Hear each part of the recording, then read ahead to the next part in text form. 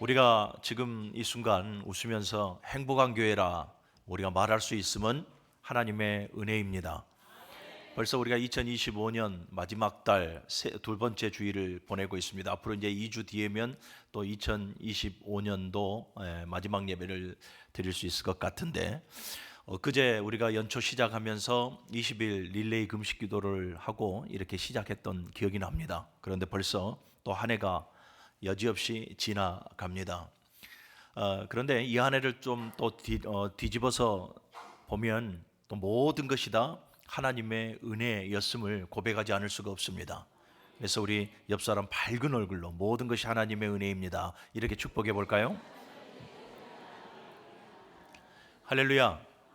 여러분, 모든 것이 하나님의 은혜입니다. 우리가 들숨 날숨할 수 있음도 하나님의 은혜고, 우리의 가정과 우리의 자녀들을 지켜 보호하심도 하나님의 은혜고, 또 우리가 2025년 한 해 하나님 앞에 매달리면서 기도해왔던 그 기도의 제목이 응답되어진 것도 하나님의 은혜고, 우리가 원하는 바대로 이루어지지 않는 것도 하나님의 은혜입니다. 역시 믿음의 수준이 많이 올랐습니다. 우리는 불완전한 존재고 하나님은 완전하신 존재죠. 하나님은 언제나 우리보다 우월하시고 월등하시고 언제나 오르십니다.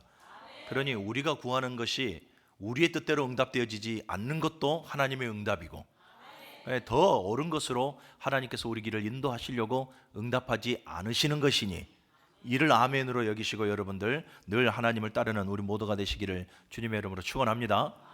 모든 것이 하나님의 은혜입니다.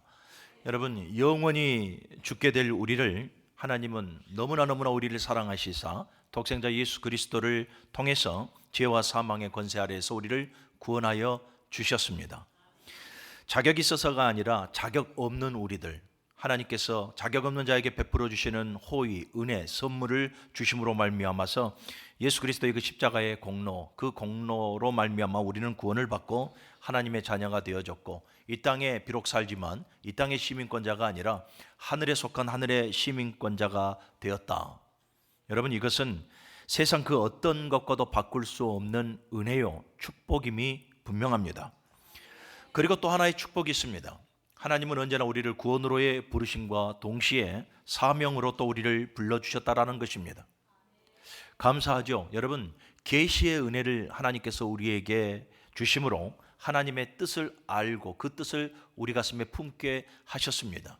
그리고 성령의 도우심의 은혜로 말미암아 그 뜻을 이루도록 하나님께서 우리를 당신의 종으로, 당신의 일꾼으로 불러주셨습니다.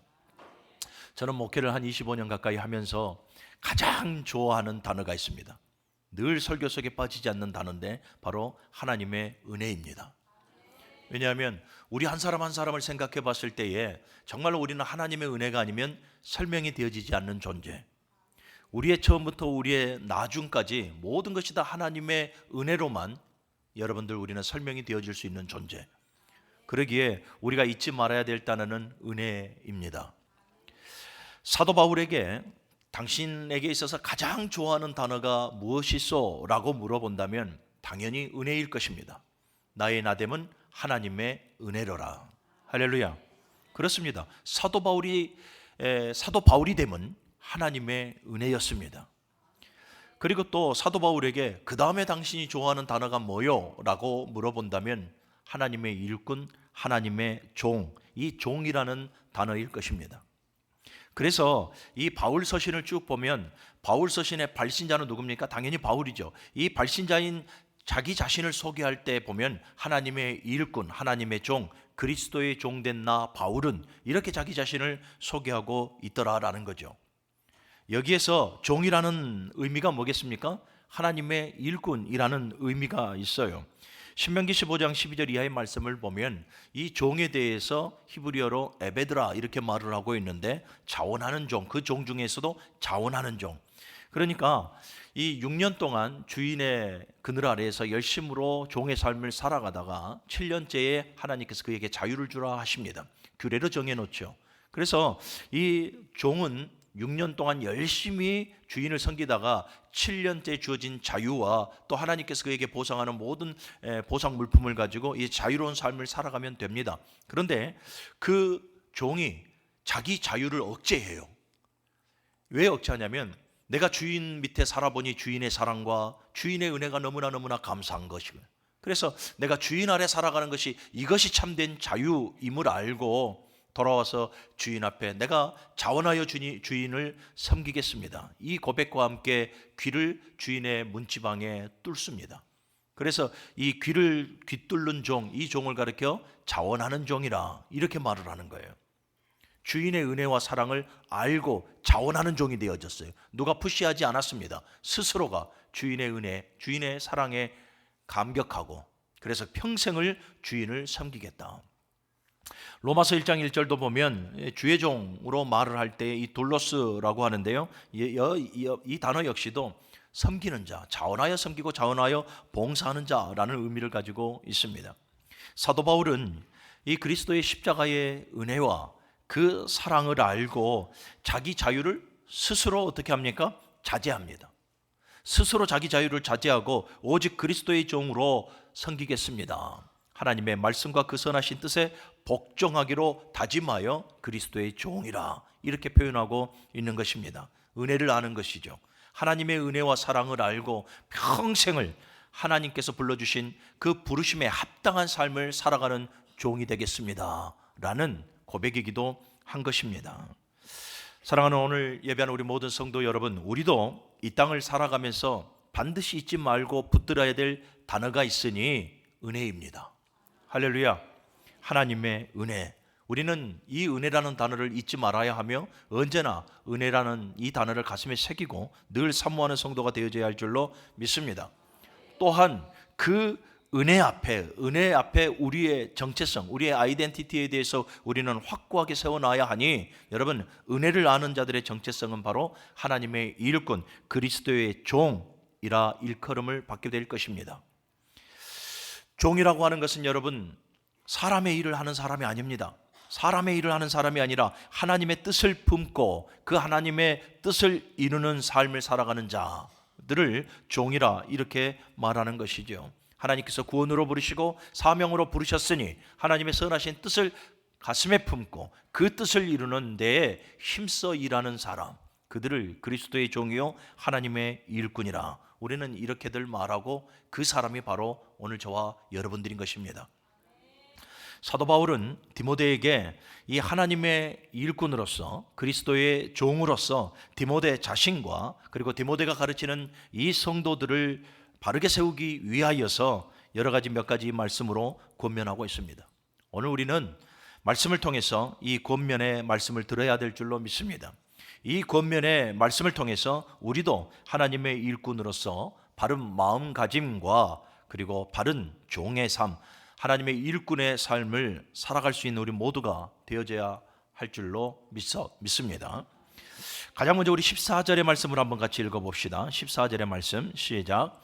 너는 그들로 이 일을 기억하게 하여 말다툼을 하지 말라고 하나님 앞에서 엄히 명하라. 이는 유익이 하나도 없고 도리어 듣는 자들을 망하게 함이라. 아멘.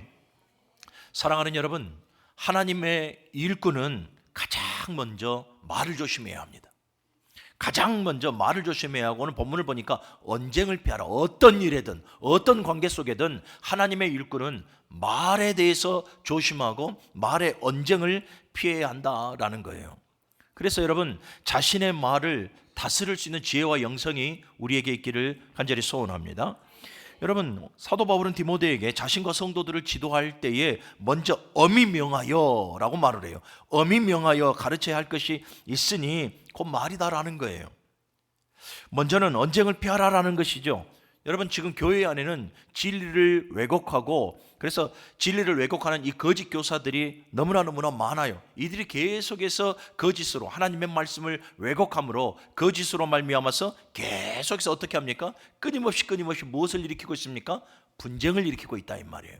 그래서 그들과 말을 섞지 말라라는 거예요. 그들과 언쟁을 피하라라는 거예요.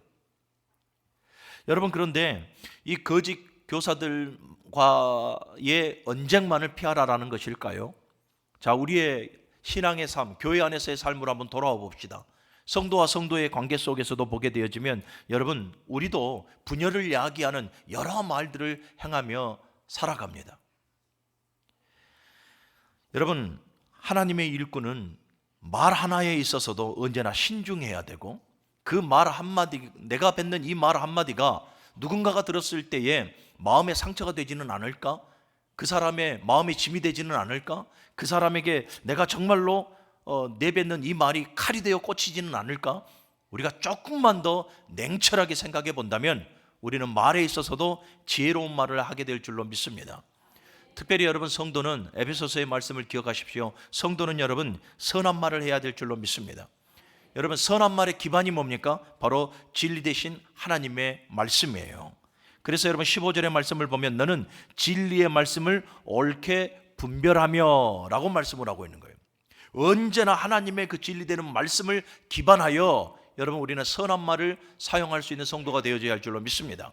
진리 대신 하나님의 말씀을 우리의 말의 모든 상황 속에서 인용하여서 사람을 살리고 배려하고 섬기는 말로 우리는 행하며 나아가야 될 줄로 믿습니다. 여러분, 돌아봅시다. 교회 안에서 여러분 성도가 무너지는 것, 성도가 가장 쉽게 무너지는 것은 무엇으로 말미암아 무너집니까? 말 한마디로 무너지는 거예요. 여러분, 사람이 태산에 걸려 넘어지는 것이 아니라 작은 티끌, 작은 돌멩이 앞에 넘어지듯이 교회 안에서도 성도도 마찬가지예요. 교회 안팎에, 교회 안에서뿐만 아니라 교회 밖에서도 그 한 사람이 실족되는 데에는 여러분 커다란 태산과 같은 문제가 아니더라라는 거죠. 말 한마디, 그 말 한마디에 사람들은 실족하고 무너지고 상처를 경험하게 되는 거죠. 사랑하는 여러분, 우리는 진리라는 하나님의 말씀을 붙들고 그 말씀을 바르게 인용하여서 선한 말을 함으로 말미암아서 공동체의 유익이 되어지고 한 영혼을 살리는 데에 우리는 그 말을 소비해야 될 줄로 믿습니다. 진리가 아닌 감정 섞인 말을 내뱉었을 때에는 여러분 언쟁이 되어지고 그 언쟁의 결과는 분열과 분쟁이 되어질 수밖에 없습니다. 한 사람을 세우는데 전혀 도움이 되지 않습니다. 오히려 그 한 사람의 마음을 무너뜨리고 그 한 사람을 실족해 해버리는 결과를 낳게 되어지는 거죠. 자, 14절의 말씀을 다시 봅시다. 너는 그들로 이 일을 기억하게 하며 말다툼을 하지 말라고 하나님 앞에서 엄히 명하라. 이는 유익이 하나도 없고 도리어 듣는 자들을 망하게 함이라. 선하지 못한 말은 이렇다라는 거예요. 모든 것에서 언쟁이 되어지는 말은 아무 것에도 유익이 되어지지 아니하고 도리어 망하게 한다라고 말씀을 하죠. 16절의 말씀을 보면 망령되고 헛된 말을 버리라. 그들은 경거치 아니하며 점점점 나아가나니 그들의 말은 악성 종양이 퍼져나간 것 같다라고 말씀을 하고 있습니다. 거짓 교사들만을 말하는 것 아닙니다. 진리를 왜곡하고 하나님의 말씀을 왜곡하고 하나님의 말씀대로의 그 말로 선한 말을 하지 못하는 모든 것을 이루는 말이기도 합니다. 사랑하는 우리 무능교회 모든 성도 여러분들, 우리가 내뱉는 이 한마디가 누군가에게 위로가 되고 격려가 되어지고 그래서 그 한 사람을 살릴 수 있는 선한 말이 되어질 수 있기를 간절히 소원합니다. 하나님의 일꾼은, 그리스도의 종은 자신의 감정이 이입된 말을 해서는 안 됩니다. 자신의 주관적인 판단으로 상대를 굴복시키려는 말을 해서도 안 됩니다. 하나님의 일꾼이요 그리스도의 종은 언제나 선한 말로 상대를 살리고 공동체를 살리고 그 선한 말로 상대를 섬기는 일을 해 나아가야 될 줄로 믿습니다. 여러분들의 말에 은사가 있기를 바랍니다. 여러분들 하나님께 구하십시오. 특별히 나에게 말의 은사가 없는 분들은 하나님 앞에 구하십시오. 하나님, 내가 지금 내뱉는 이 말 한마디가 상대를 살리는 말이 되게 하시고 공동체에 유익이 되는 말을 하시고 상대를 격려하고 위로가 되는 말을 하게 하여 주옵소서. 우리는 하나님 앞에 이 말 한마디조차도 지혜가 있도록 하나님께 구해야 될 줄로 믿습니다. 어떤 목사님이 계십니다. 그 목사님 너무나 저하고도 친분이 있는 목사님인데 참 그분은 대단한 영성을 가졌습니다. 설교를 들으면 너무나 은혜가 되어지고 강단에만 올라오면 정말로 후광이 비치듯이 막 하나님을 보는 듯한 그런 분입니다. 언젠가 제가 한번 모실 건데요. 그런데 그분의 단점이 하나가 있습니다. 강단에서 내려오기만 하면 말의 은사가 전혀 없습니다. 본심은 그렇지 않은데 말 자체의 은사가 없어요. 그래서 한마디 한마디 내뱉는 그것이 듣는 상대로 하여금 굉장히 비수가 꽂히게 만들어버립니다. 그래서 말의 시험을 초창기에는 많이 경험들을 했는데 저도 그분 때문에 여러 번 시험이 들었었습니다. 그런데 그분의 그 중심을 알고 나서는 저분이 좀 말의 은사만 있으면 너무나 좋겠다. 그래서 기도하게 되는 것이죠. 사랑하는 여러분, 우리의 말 한마디가 누군가의 마음에 상처를 주는 독이나 칼이 되어져서는 안 됩니다. 하나님의 종이라 말하면서 여러분, 사람을 살리는 말을 하고 세우는 말을 해야지 사람에게 독이 되어지고 칼이 되어지는 말을 해서는 안 되는 것이죠. 오늘 사도 바울은 이 디모데가 가르치는 모든 성도들에게 있어서 가장 먼저 권하는 말씀이 바로 이겁니다. 모든 해로운 것에 대해서 언쟁을 피하고 선한 말로 하라라는 것이죠.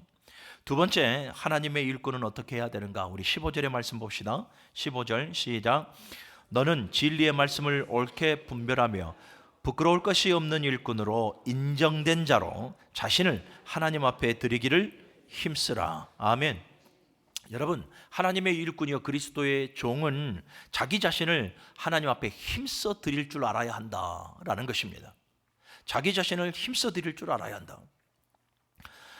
여러분, 하나님의 일꾼 그리스도의 종은, 사랑하는 여러분, 사람 앞에 서기 전에 먼저 하나님 앞에 서 있는 존재라는 것을 인식해야 됩니다.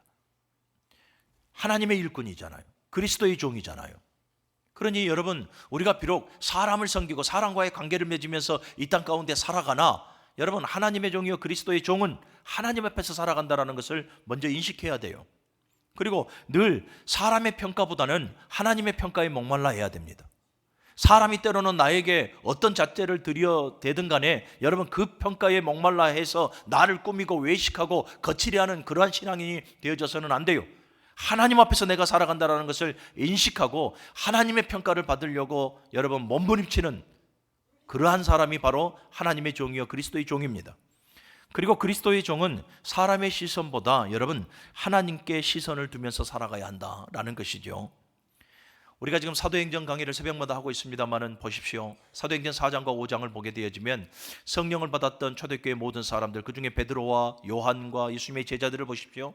그들은 예수 그리스도를 증거하고 예수 그리스도 이름으로 가르치고 예수 그리스도 이름으로 표적과 기적을 보입니다.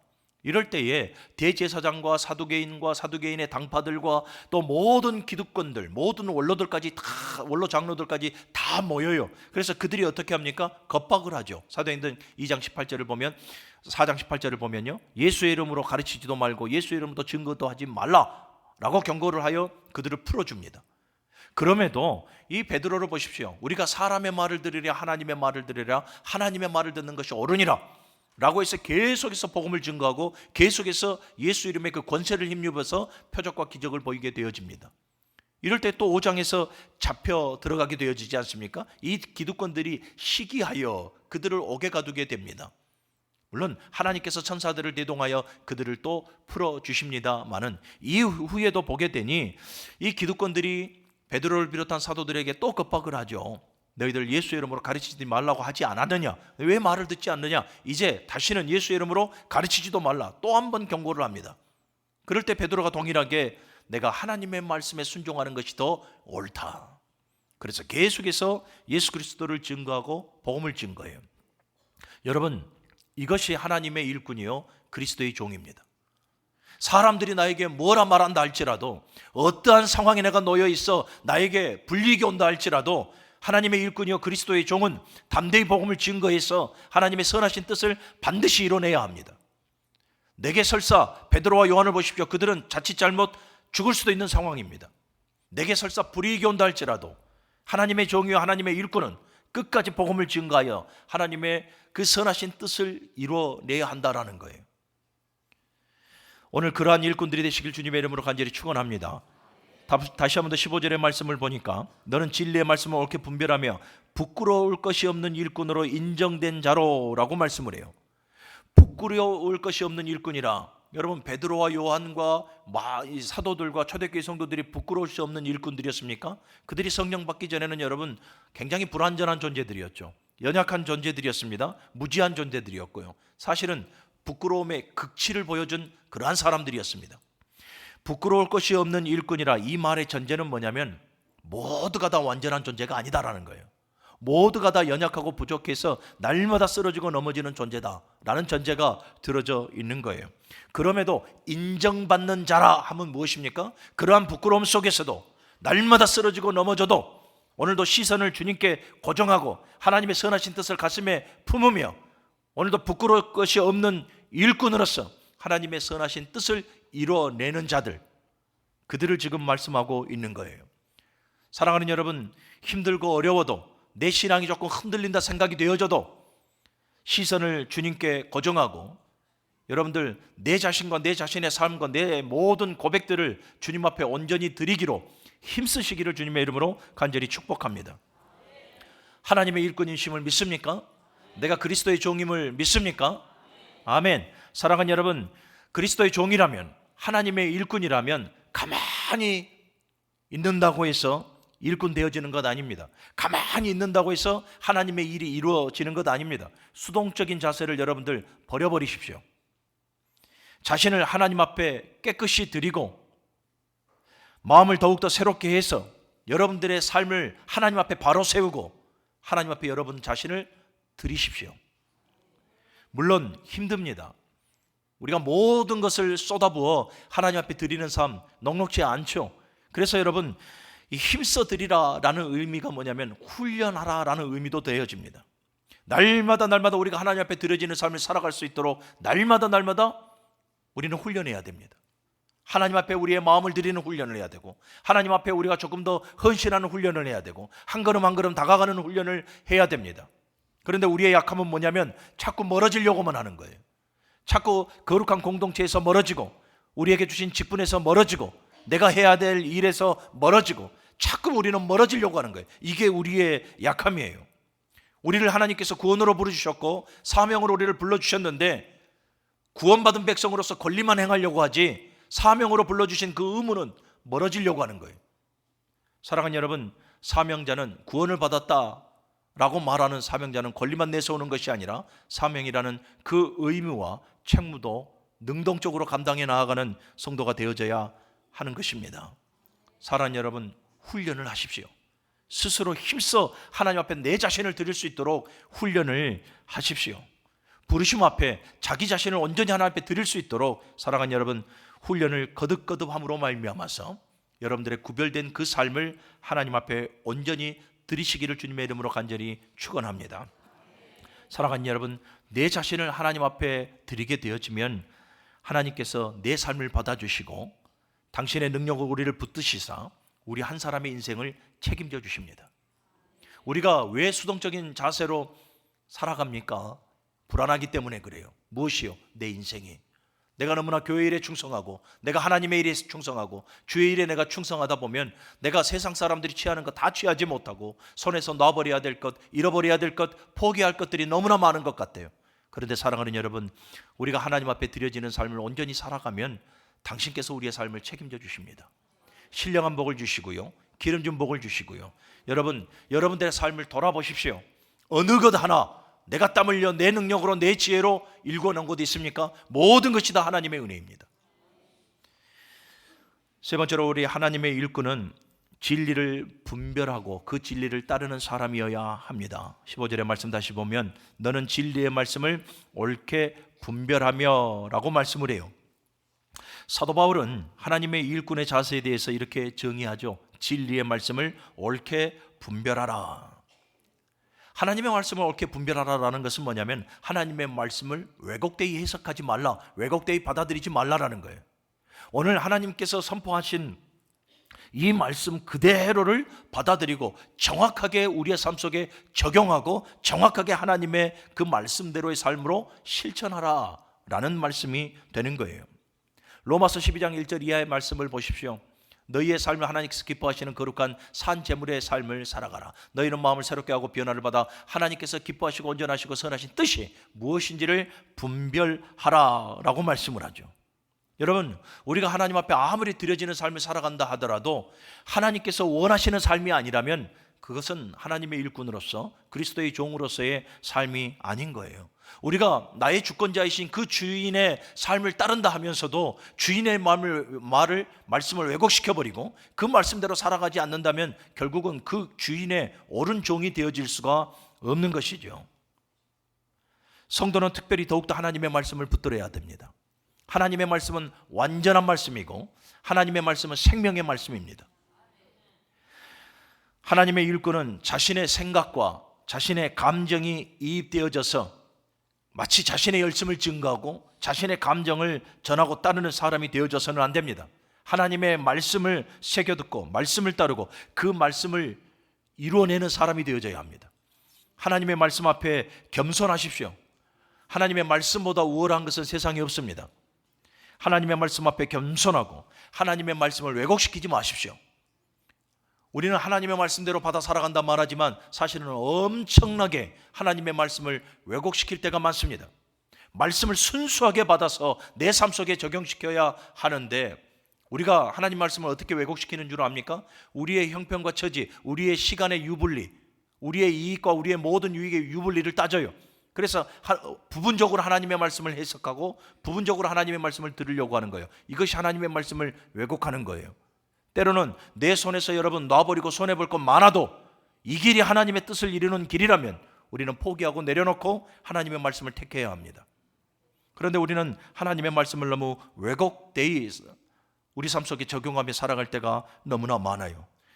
그리스도의 종들은 선포되어지는 그 귀한 말씀을 사랑하며 붙들면서 그 말씀을 우리 삶 속에 적용하고 실천하되 온전하게 실천하며 살아가는 종이 그리스도의 종임을 믿으시기를 바랍니다.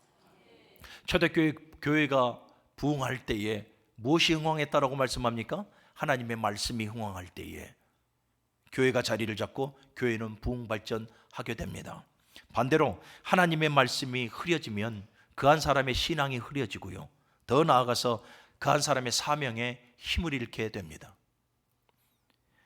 하나님의 말씀, 그래서 하나님의 말씀은 여러분 성도의 삶과 성도의 그 사명의 길에 절대적 기준이 되는 것입니다. 그 하나님의 말씀을 붙들고 귀 기울이시고 하나님의 말씀대로 그리스도의 종으로서의 삶을 살아갈 수 있기를 주님의 이름으로 간절히 축복합니다. 마지막으로 하나님의 일을 맡은 그리스도의 종, 그 종은 어떤 삶을 살아가야 하는가? 끝까지 충성된 삶을 살아가야 합니다. 오늘 특별히 또 은퇴식을 앞두고 있는 우리 세 분의 우리 집사님과 권사님이 계시는데 나중에 제가 잠깐 말씀을 드리겠습니다만은 우리에게 필요한 것은 충성입니다. 그 충성은 끝까지 이어야 합니다. 고린도전서 4장 1절 이하의 말씀을 보면 사람이 마땅히 우리를 그리스도의 일꾼이요 하나님의 비밀을 맡은 자로 여길지어다. 사도 바울은 이렇게 권하고 있습니다. 여기서 맡은 자라 하는 이 오이코노모스라는 이 단어는 주인의 제반을 위임받아 맡은 자들, 관리하는 자들 이런 의미를 가지고 있어요. 그러니까 저와 여러분들이 여러분 예수 그리스도께로부터 모든 일들을 위임받아 관리하는 자예요. 아멘. 그리고 사도 바울은 하나님께서 당신의 일꾼들에게 구하시는 것이 있으니 단 한 가지예요. 그 단 한 가지가 바로 고린도전서 4장 2절의 말씀이에요. 맡은 자에게 구할 것은 충성이니라. 하나님의 일꾼들에게 하나님께서 바라시는 것이 있습니다. 그것은 어떤 이 열매의 부피, 열매의 넓이, 열매의 양, 열매의 크기 이것을 하나님께서 바라시는 것이 아니라 충성을 바라고 계신다라는 것을 믿으시기를 바랍니다. 그래서 끝까지 저와 여러분들은 충성해야 됩니다. 이 충성이라는 이 피스토스라는 이 단어가 피스티스라는 이 단어가 여러분 믿음, 확신, 신실함 이런 다양한 의미를 가지고 있지만 군대적인 용어로도 사용이 되어집니다. 끝까지 이길 때까지 이런 의미도 가지고 있어요. 끝까지 이길 때까지 주인의 말씀에 복종하여 이런 의미로도 해석해 볼 수가 있습니다. 이게 충성이에요. 오늘 우리 은퇴하시는 우리 세 분 그리고 이미 또 은퇴하셨던 우리 일남 일여전도회 우리 모든 성도님들 우리는 육신의 연수로 말미암아서 제도권 아래에서 은퇴한 것은 사실입니다. 그런데 주님께서 부르시는 그 날 때까지 우리 하나님의 일꾼들 그리스도의 종들은 은퇴가 사실은 없습니다. 작은 일에도 하나님의 부르심이 반드시 있습니다. 그러니 내가 이제 제도권에서 내려왔으니 나는 은퇴야, 나 더 이상 뭐 시키지 마이, 이런 거 하지 마시고 작은 일도 찾아서 하나님의 영광을 위하여 여러분들 쓰임받는 귀한 주의 종들이 되시기를 주님의 이름으로 간절히 축원합니다. 말씀을 정리하겠습니다. 사랑하는 우리 무능교회 모든 성도 여러분, 오늘 사도 바울이 디모데에게, 그리고 디모데가 가르치는 모든 성도들에게 말하듯 오늘 성령의 음성에 귀 기울이십시오. 성령은 오늘 우리에게 조용히 말씀하십니다. 하나님의 은혜와 사랑을 아는 무능제일교회 모든 성도들, 너희가 하나님의 은혜와 사랑을 안다면, 그래서 너희 마음속에 너희가 하나님의 일꾼으로서 그리스도의 종으로서 사명에 대한 확신을 갖고 있다면 너희들의 말을 다스릴 줄 알아야 되고, 자신을 하나님 앞에 힘써 드릴 줄 알아야 되고, 하나님의 말씀을 옳게 분별하여서 끝까지 충성된 일꾼이 되어져야 한다. 오늘 성령께서 우리의 마음에 분명하게 우리에게 지금 감동 주시고 계심을 믿습니다. 하나님은 이러한 일꾼들을 통해서 교회를 세우시고요, 이러한 일꾼들을 통해서 하나님의 나라를 확장해 가시며, 이러한 일꾼들을 하나님께서는 축복하고 계심을 믿으시기를 바랍니다. 오늘 우리 모두가 다 하나님 앞에서 정말로 자격 없지만 부끄러움 없는 일꾼으로 세워지기를 주님의 이름으로 간절히 축원합니다.